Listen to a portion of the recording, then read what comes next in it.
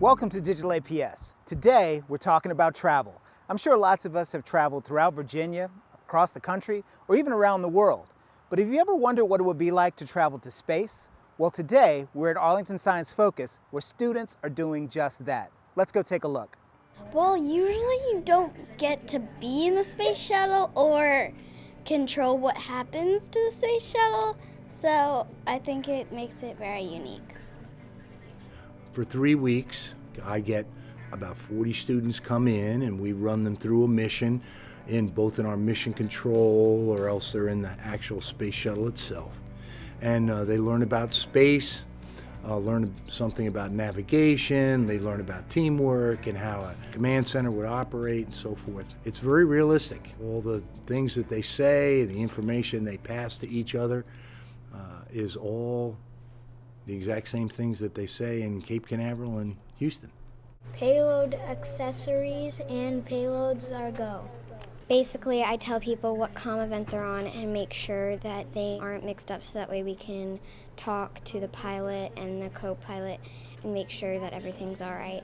We tried our best to stay with the pilot and work so that we can keep the pilot safe and everybody in the space shuttle safe. Flight deck. Update. Return FCC. This is a matter of life and death in my mind because I play around with it. So I like to think of it as a real mission. I designed the rockets and I make sure that everything is working good and nothing is there's no failure in the rockets. Pilot, they and the commanders, they're the ones who are holding the joysticks and they have to control the ship.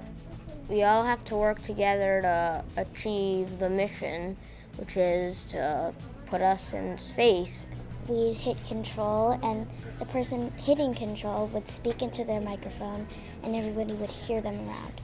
It was cool because I get to fly it and control with the joystick and control the spaceship. Lift off of the space shuttle.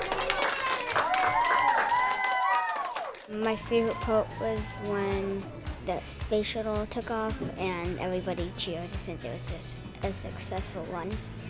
This would be something that could probably help us get new young engineers and astronauts, which is a good thing because we need those.